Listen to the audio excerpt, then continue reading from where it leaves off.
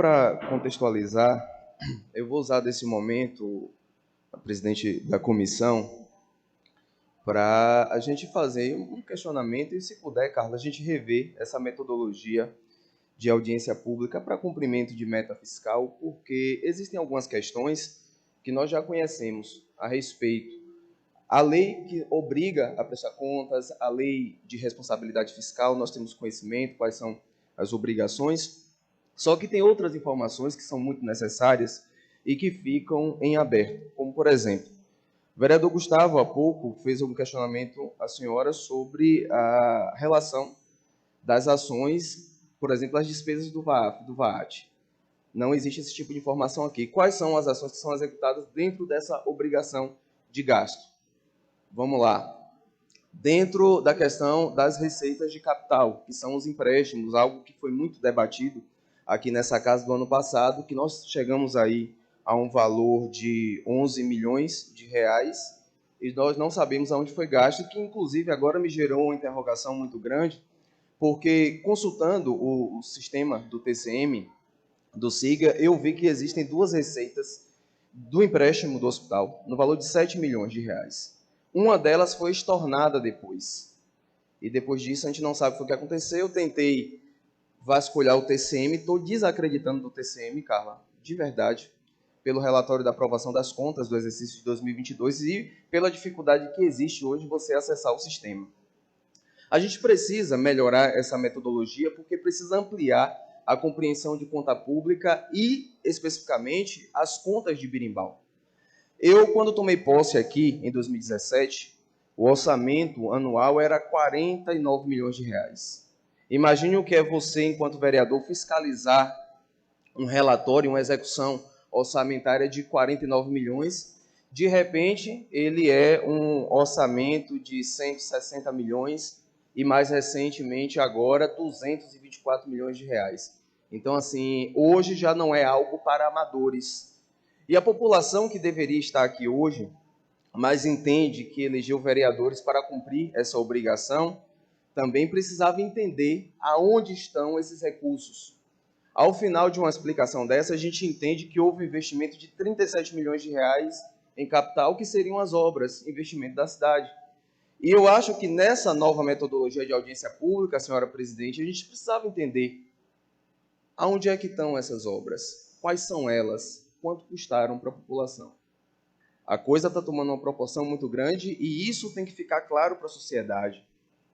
Porque para nós que somos vereadores, aqueles que defendem a base do governo, aqueles que fiscalizam, os que fazem oposição, a gente fica aqui o tempo todo falando para a população, eu sempre me opus à questão dos empréstimos pelo comportamento orçamentário, de arrecadação da cidade, mas, enfim, a Câmara entendeu que deveria ter dado essa autorização, e isso não se questiona mais, mas a gente precisa ter esse cuidado de fiscalização.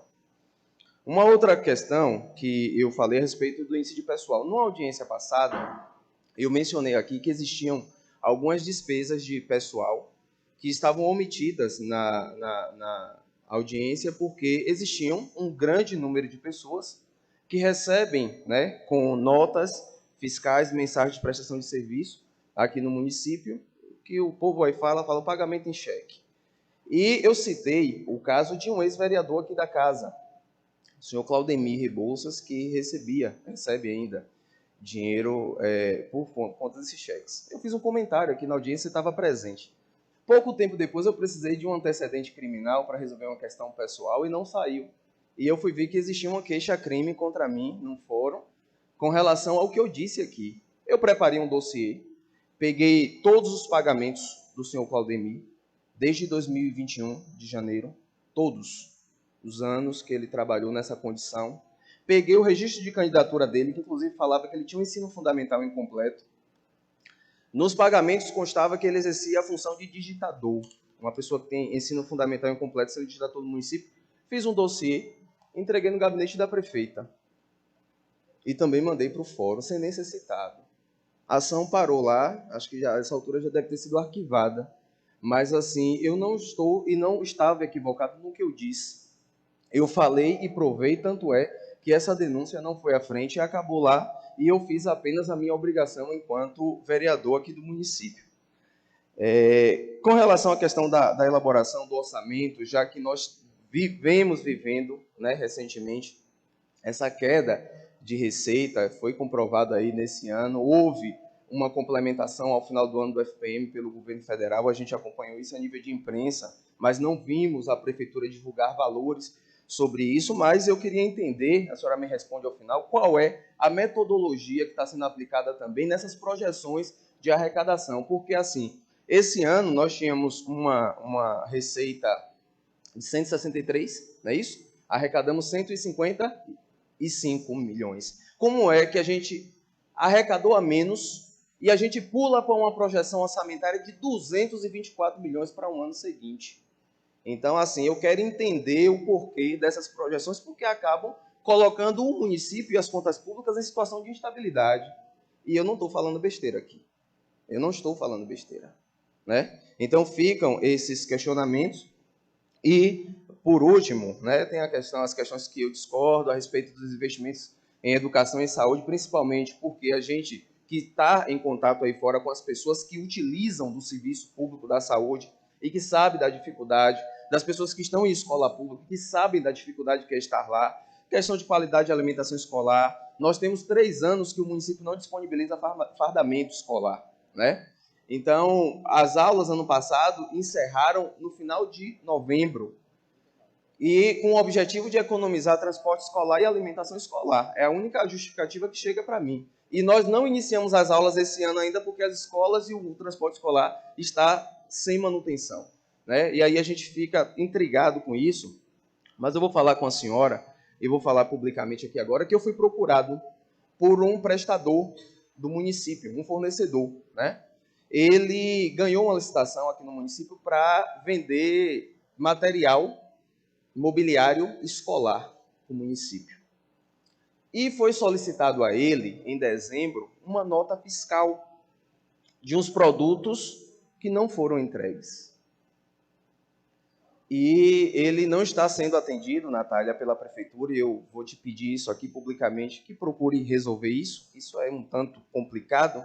Ele não está sendo atendido na prefeitura e ele deve, só dessa nota fiscal que ele forneceu para a prefeitura, 37 mil reais de imposto, que ele teve que pagar do bolso dele.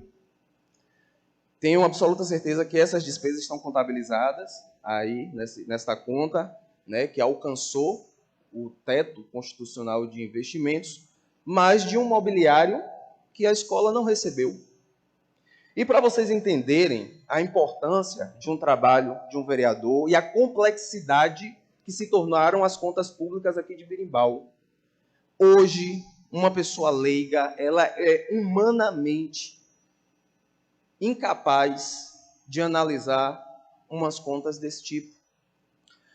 O Tribunal de Contas dos Municípios emitiu um parecer das contas de 22 e ele mencionou lá abaixo a quantidade e a intempestividade dos decretos de alteração orçamentária. E isso só aconteceu, isso só foi possível porque a Câmara Municipal de Poços do Jacuípe concedeu o orçamento, concedeu a autorização.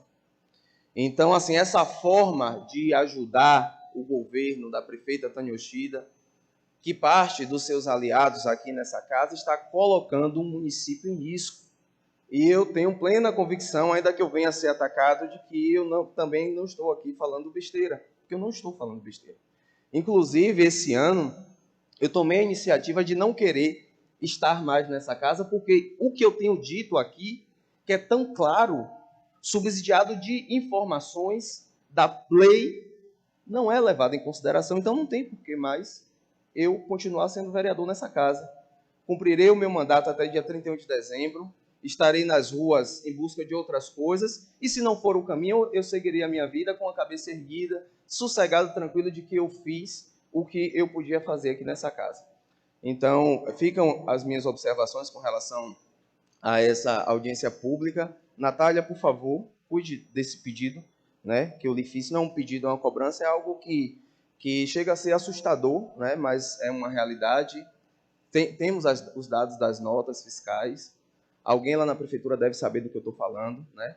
e vamos à frente. Muito obrigado, muito bom tê-lo aqui conosco, a sua educação, a sua clareza, viu? Muito obrigado.